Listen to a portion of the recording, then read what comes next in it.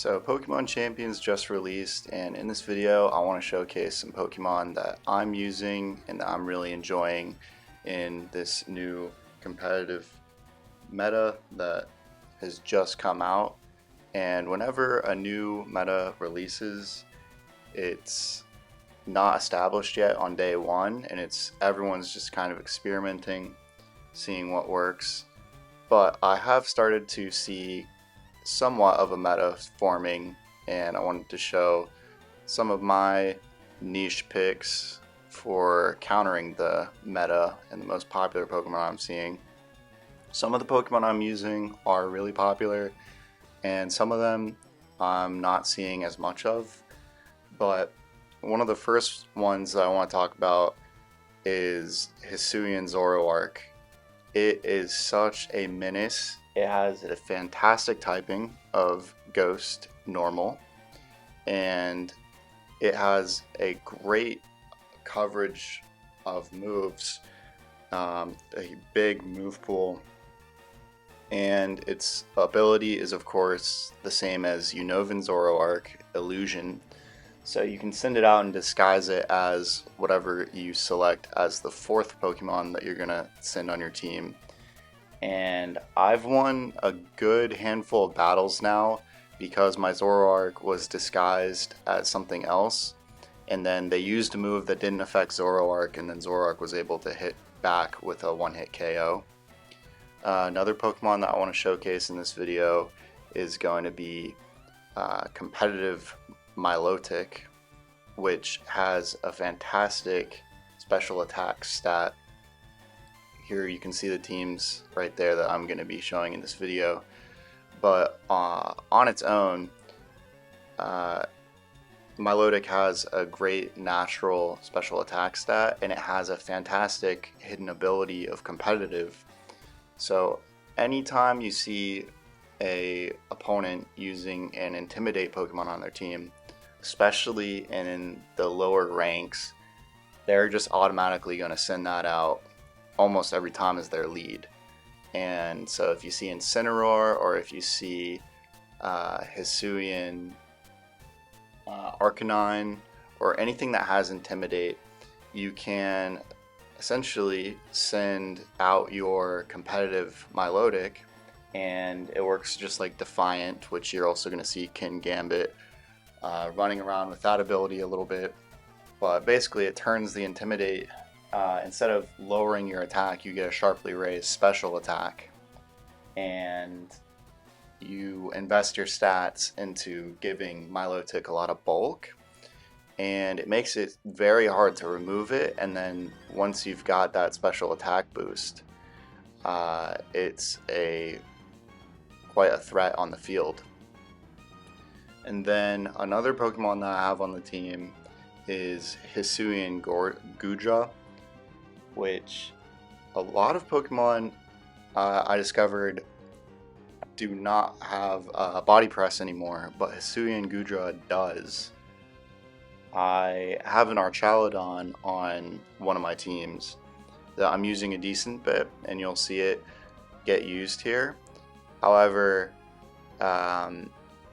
Archaludon, when I was basically theory crafting my teams leading up to Champions coming out, I gave the one that I was practicing with body press because it's a great move for Archaludon, but it doesn't have access to body press in Pokemon Champions. So I was happy to see though that Hisuian Goodra does get body press, and so if you're able to set up a few shelters, which is one of its signature moves, to sharply raise your defense, then you can come out with some strong body presses.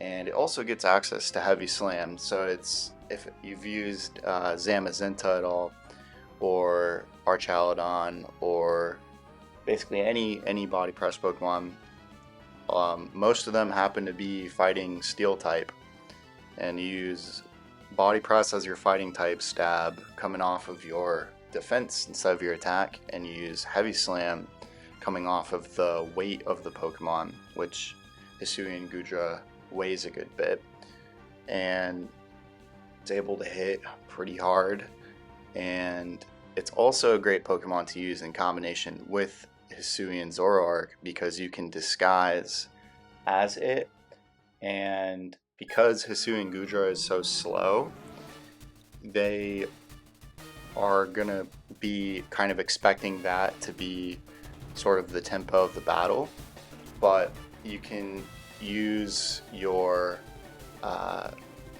Zoroark as a fast special sweeper and disguise as Hisuian Goodra. It'll actually go first sometimes. So I've won a decent number of battles where I was disguised as the Goodra, and then I launched a Focus Blast or a Flamethrower before them when they were probably counting on Goodra, a slow Pokemon, going after them. And also you'll see a good bit of Mega Froslass, which I've been really liking using it in combination with Alolan Ninetales.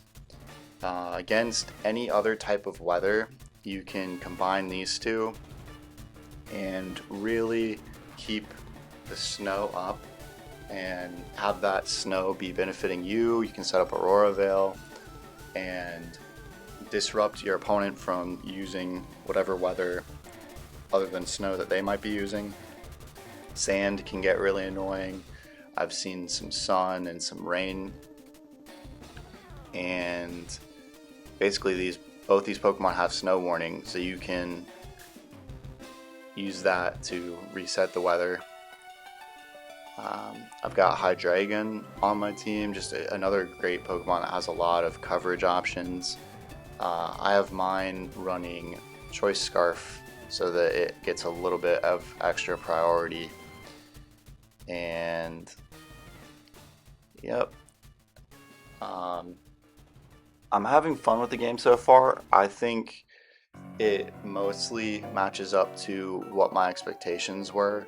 However, there are a couple bugs or slash things that I want to see changed.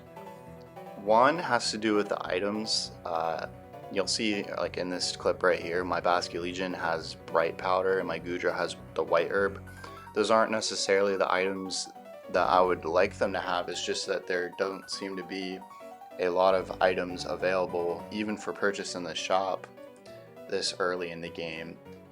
And also, when it comes to equipping the items, I've found that it doesn't have all of your items that you've unlocked kind of come up in the little menu to select. You have to basically click the auto build button and hope that it will assign the Mega Stone or whatever item that you want it to assign. If it doesn't, you have to clear out the slot and try again. That seems like it's almost a bug, or even if it isn't a bug, I hope they change that. Another Pokemon you'll see right here I'm using is Sinistcha, and you'll see it right here using the disguised Hisuian Zoroark as the Hisuian Goodra.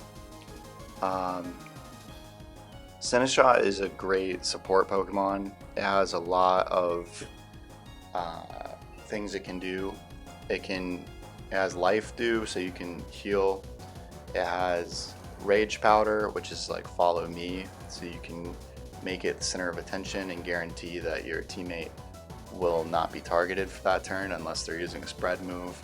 And then mine has Trick Room for speed control, especially combined with that Hisuian Goodra, which my actual one is quite slow. Depending on how the game opens up, setting that speed tempo with Trick Room can be very valuable. And then I've also got Basculegion in the back, which has access to a very strong move called Last Respects, which gets additional multipliers based off of how many of your other party Pokemon have fainted. So I always keep it in the back, and you can bring it in at the end.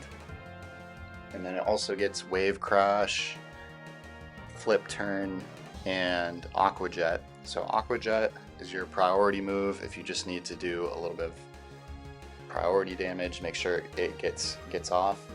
Flip Turn works really great in conjunction with something like Incineroar, because you can Parting Shot with Incineroar and Flip Turn with your Basculegion, and then basically both of them come back in, but you get 2 Intimidates off, and you have the option to bring in a different Pokemon if you want as well. And Wave Crash is a really strong move that has a bit of drawback in that it has recoil. In that battle right there, that was the only one in this video that I'm showing that I lost, but it was still a close battle, so I kept it in the video. I've sped it up considerably for your viewing pleasure. This was actually an hour and 40 minutes of full battles. But I will say that the game feels smooth and quick. There's not too much wait time in between turns, and I would say that they've really done a good job selecting Pokemon that are available this early. The conditions of the meta here on day 1 is kind of a low overall power level. It's nothing like the power creep that we saw in Gen 8 and Gen 9, or in Scarlet and Violet and Sword and Shield, where you just had, especially legendaries, that had crazy abilities, crazy moves, crazy stats, everything all combined, and it forced people to kind of use just a handful of Pokemon that could keep up with the strongest in the format. But in this current new competitive landscape in Pokemon Champions, basically every Pokemon that's available is viable, I would say, with only a few exceptions. And a lot of them are really fun to use.